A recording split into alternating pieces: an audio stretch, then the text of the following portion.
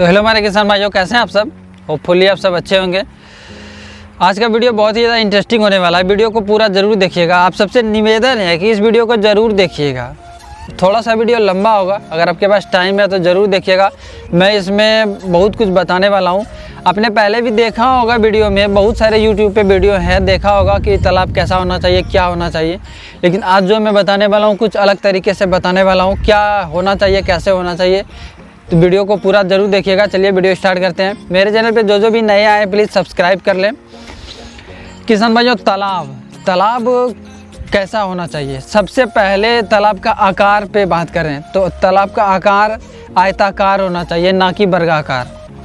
आयताकार होना चाहिए कि अगर आपका चौड़ाई 40 फीट है तो लंबाई कम से कम 80 फीट तक होना चाहिए। अब ऐसा क्यों होना चाहिए? क्योंकि जब हम लोग आयताकार तालाब बनवाते हैं तो उसमें जब पानी डालते हैं, मछली डालते हैं, तो हमेशा आप देखिएगा आयताकार तालाब जो होता है उसका मछली में ग्रोथ ज़्यादा होता है। क्यों होता है ऐसा? ये भी आयताकार तालाब है, आपको पीछे दिख रहा होगा। इसमें मछली आखिर ग्रोथ क्यों ज़्यादा होता है आयताकार तालाब में? तो किसान भाइयों, जब हवा चलती है तो पानी में लहर उठते हैं। जब हवा चलती है तो पानी में लहर उठते हैं। उसके बाद जब वो जो पानी में लहर उठता है तो उसको मछली जो है उल्टा रनिंग करती है, मतलब दौड़ते हुए उस लहर को चीरते हुए आगे की तरफ जाती है। उतना ही ज़्यादा ग्रोथ होगा।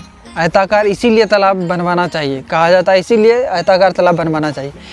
अब बात करते हैं गहराई कितनी होनी चाहिए। गहराई तो बहुत देखे होंगे अपने तालाब में। गहराई क्यों थोड़ा सा ज़्यादा होना चाहिए वो चीज़ मैं आपको बताता हूँ। गर्मी के टाइम में तो 5 से 6 फीट पानी देते हैं तालाब में। अगर पंगास मछली पालन कर रहे हैं तो 5 से 6 फीट तालाब में पानी रखते हैं, जिससे कि आराम से नॉर्मली फिश फार्मिंग हो जाता है। लेकिन ठंडी के टाइम में जब जिनका गहराई कम रहता है उनको प्रॉब्लम होता है। एक बात मैं आपको कहना चाहता हूँ कि मानते हैं कि गर्मी के दिन में आपने फिश फार्मिंग कर लिया, चलिए कोई बात नहीं। अगर आपके तालाब का गहराई कम है तो कर लिया। लेकिन ठंडी के दिन में अगर आपका तालाब गहराई कम है तो प्रॉब्लम होगा।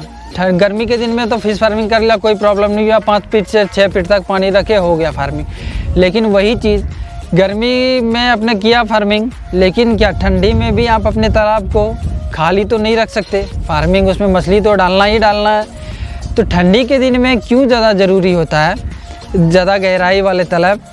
क्योंकि जब आपका मछली पंगास मछली अगर आप पाल रहे हैं तो जब आपका मछली 400-500 ग्राम का होता है तो उसके पेट में चर्बी होना स्टार्ट हो जाता है। ठंडी के दिन में डर रहता है कि उसका चर्बी जम ना जाए और मछली की मोर्टेलिटी ना होए, ये चीज़ डर रहता है। तो अगर आपका तालाब गहरा है, 8 फीट तक गहरा है, तो उसमें आप 6.5 से 7 फीट तक पानी डाल सकते हैं। पूरी तरह से तो पानी नहीं डाल सकते अपने तालाब में, पूरा फुल पानी तो डाल नहीं सकते। आधा फीट भी कम रहना चाहिए पानी। तो ये चीज़ मतलब कि 8 फीट अगर आपका तालाब का गहराई है तो 6-6.5 फीट 7 फीट तक आप पानी डाल सकते हैं। तो गहराई होना ज़रूरी होता है, क्योंकि ठंडी के दिन में ज़्यादा डर रहता है मोर्टेलिटी होने का मछली का। अगर ½ kg का मछली है तो उसके पेट में चर्बी हो जाता है और वो डर रहता है मरने का। तो इसीलिए पानी उसमें ठंडी के टाइम में ज़्यादा डाला जाता है तालाब में। क्यों ज़्यादा डाला जाता है? क्योंकि तापमान जो होता है पानी का ठंडी के टाइम में अगर आप ज़्यादा पानी डालते हैं तो तापमान न्यूनतम मतलब बराबर के लगभग रहता है, जो कि मछली उसमें सर्वाइव कर जाए, और मछली की मोर्टेलिटी ना हुए। ये चीज़ आपको ध्यान देना है हमेशा। जब तालाब आप बनवाते हैं तो आयताकार बनवाना है और थोड़ा सा गहरा बनवाना है। एक बात मैं कहना चाहता हूँ कि जब समुंदर में मछली रहते हैं तो क्या उसकी गहराई का कोई पता रहता है क्या? जब उसकी गहराई का पता नहीं रहता है तो फिर हम लोग जो तालाब बनवाते हैं इसमें सीमित क्यों 5 फीट से 6 फीट क्यों बनवाते हैं?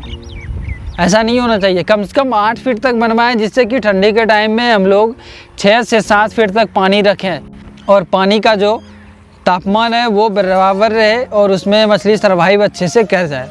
ये चीज़ होना ज़रूरी होता है। तो इस चीज़ को आप लोग थोड़ा सा फोकस कीजिए, कैसा तालाब होना चाहिए, उसका बनावट गहराई कितना होना चाहिए। अब बात करते हैं कि जब आप लोग फिश फार्मिंग करते हैं, जब पुराना तालाब हो जाता है, जब तालाब पुराना हो जाता है तो उस टाइम हम लोग को थोड़ा सा दिक्कत होता है। एक तालाब में अगर हम लोग 2 साल 3 साल से पंगास मछली पालन करते हैं तो तालाब के किनारे किनारे घास मतलब खरपतवार उगाते हैं। तो पंगास मछली तो खरपतवार खाती नहीं है, वो फुल्ली दाने पे खाने पे निर्भर रहती है। तो मेरा अंदाज है कि आप उसमें अगर आपके पास ज़्यादा तालाब है तो आप उसमें अलग अलग मछली का फार्मिंग करें। कभी अगर आपने 2 साल पंगास लिया उस तालाब से फार्मिंग, तो उसमें कार्प मछली डालें, कातल मछली डालें, जिससे कि हमारे तालाब के जो किनार मेड़ पे खरपतवार उगे हैं उसको ख़त्म कर दे मछली। इससे क्या होगा कि हमारा जो लेबर कॉस्ट होगा वो बच जाएगा। और क्या होता है कि पंगास मछली को जब हम हाई डेंसिटी में दाना देते हैं तो कुछ ना कुछ वो दाने धरातल पे आ ही जाते हैं।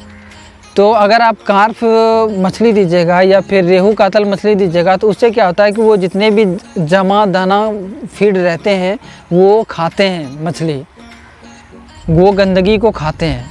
तो इस चीज़ पे आपको ध्यान देना है। इसीलिए किसान भाइयों, मेरा बोलने का मतलब ये है कि जब भी आप फसल लेते हैं अपने तालाब से या फिर अगर अपने खेत में, अगर मान के चलिए खेत में फसल उगाते हैं, तो क्या एक ही खेत में हमेशा एक ही फसल उगाते हैं? ऐसा नहीं होता है, अलग अलग करके उगाना पड़ता है। तो वैसे ही अपने तालाब में भी अलग अलग फसल लें अपने तालाब से। इससे क्या होता है कि आपने जैसे मान के चलिए कि 2 साल तक पंगास डाला, इसमें फीडिंग ज़्यादा हो गया तालाब में, तो अगर आप रेहू कातल कार्प डालिएगा तो इससे क्या होगा कि बहुत हद तक क्षमता रहता है कि इस मछली को साफ़ करने का, तालाब को साफ़ करने का बहुत हद तक क्षमता रहता है। तो ये चीज़ आपको जानना ज़रूरी है। कि अगर मेड़ पे भी खरपतवार हो गए तो वो मछली खा गई, कॉस्ट बच गया, लेबर कॉस्ट बच गया। तालाब के धरातल पे अगर फीड है तो वो भी ख़त्म हो गया। अगर आपने दूसरा कल्चर लिया तो दूसरे मछली का कल्चर लिया उस तालाब से, तो हमेशा इस चीज़ को ध्यान में रखना है कि अलग अलग मतलब फसल लेना है, हर तालाब से अलग अलग फसल लेना है, चेंज करते रहना है। ये ज़रूरी होता है चेंज करना। मेरा जो इस तालाब में आप सब जानते होंगे कि इसमें रूपचंदा मछली है, रूपचंदा मछली है। हाई डेंसिटी में फीडिंग कराया जा रहा है। अब अगले बार इस मछली में कार्प कातल मछली डाले जाएंगे, जिससे क्या होगा कि मछली मतलब कि तालाब का जो गंदगी है, बहुत ज़्यादा फीडिंग से जो गंदगी हुआ है वो ख़त्म हो जाएंगे। उसके बाद फिर दूसरे तालाब में फिर पंगास मछली को डाला जाएगा। उसके बाद मतलब चेंज करते करते डालना है मछली को, चेंज करते हुए अपने तालाब में मछली को डालना है। इससे फ़ायदे होते हैं, इससे बहुत सारे कॉस्ट मतलब पैसा आपके बच जाएंगे। मेरी बात माने आप तो थोड़ा सा आप सोचें इस बात पे, ये चीज़ ज़रूरी होता है।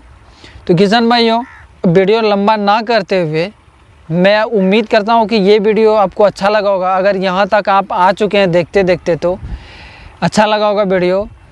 प्लीज़ सब्सक्राइब करें, लाइक करें। मिलते हैं अगले वीडियो में। अभी के लिए बाय बाय किसान भाइयों। जय हिंद, जय भारत।